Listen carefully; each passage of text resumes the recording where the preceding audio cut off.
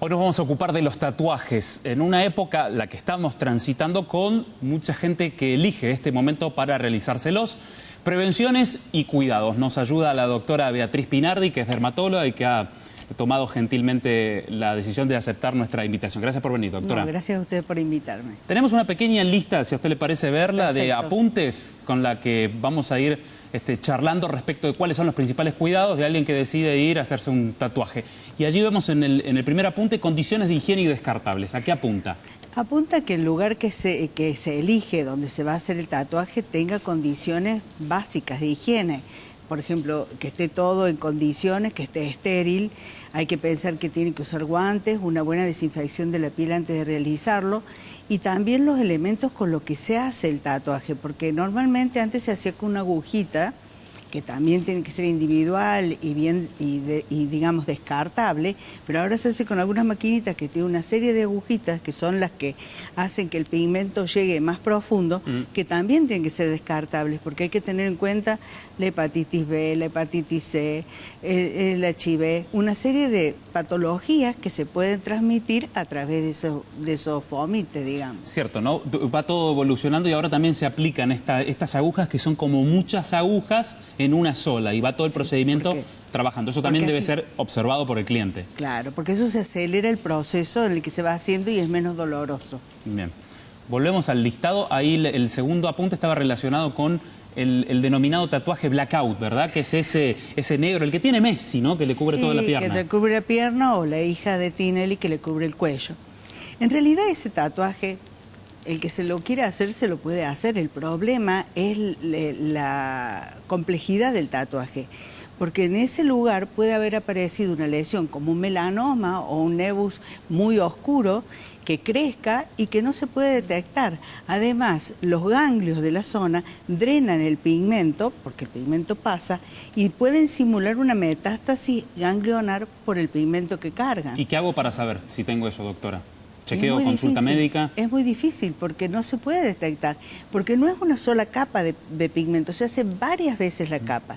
Y hay otra cosa que hay que tener en cuenta, que el pigmento, como es negro, es carbón. Y el carbón es un, digamos, hidrocarburo, porque hay que pensar que el viejo carbón, que era el hollín, parte de lo que se puede usar en la pigmentación, que se usaba en Gran Bretaña, ¿se acuerdan cuando hacían los desollinadores? Sí. Bueno, los desollinadores tenían que pasar por la columna de la estufa y tenían que ser chiquititos y mucho tiempo pasaban por ahí. Y el hollín, o sea, este carbón que quedaba en contacto con el escroto, producía un cáncer de escroto. O sea que no es tan inocuo.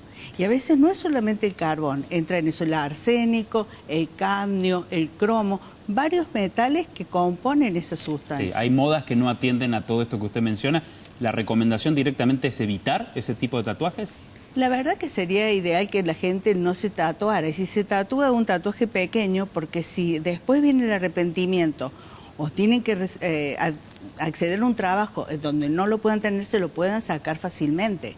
Porque el problema de los tatuajes de muchos colores y muy amplios se sacan con métodos como láser, pero cada láser tiene un cromóforo diferente.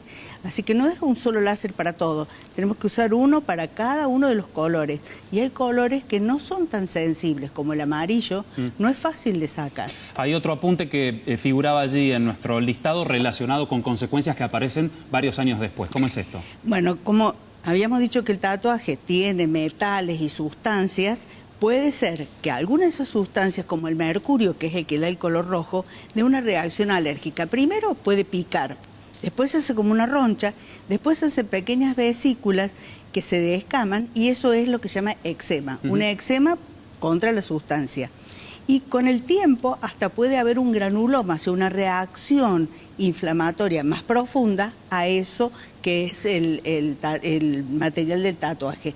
Incluso puede haber una comezón tan crónica que engruese la piel. O sea, el tatuaje puede estar bien, pero los puntos donde está el rojo, ahí se nota que hay un proceso inflamatorio. Claro, quizá uno lo atribuye a otra cuestión y está relacionado con aquello que pasó hace algunos años incluso. Sí, incluso hasta 17 años atrás. El último dato, doctora, está relacionado también con un trabajo que se realiza muchas veces en las propias casas de tatú, que es el piercing. ¿Y qué pasa con el piercing en la lengua? Que también es algo bastante común de ver en varias chicas, diría yo, Sí. ¿no? Tiene varios aspectos. Uno que tiene problemas con la dicción en el primer tiempo, se dematiza la lengua, puede sufrir una sensación de adormecimiento, incluso una pérdida de la sensibilidad al gusto. Pero con el tiempo eso se puede ir recuperando. El problema es que desde que se lo pone hasta que se considera que está bien el tejido, pasan casi 6 semanas. Y cuando tienen ese piercing, lastima los dientes y las encías. Parecería mentira, pero lo hace y retrae esa partecita mucosa que hay entre diente y diente, que es como una cuñita. Se empieza a retraer y se pueden hasta caer los dientes, porque va haciendo un proceso inflamatorio de retracción. Bueno, doy por descontado que también esa es una recomendación, de que no se hagan piercing en la lengua, al menos. No, y bueno, y el que se hace en las zonas genitales, los hombres pueden dar infecciones en la uretra y llevar a la esterilidad. O sea que yo les diría que muchas cosas no le agreguemos al cuerpo. Directamente evitar.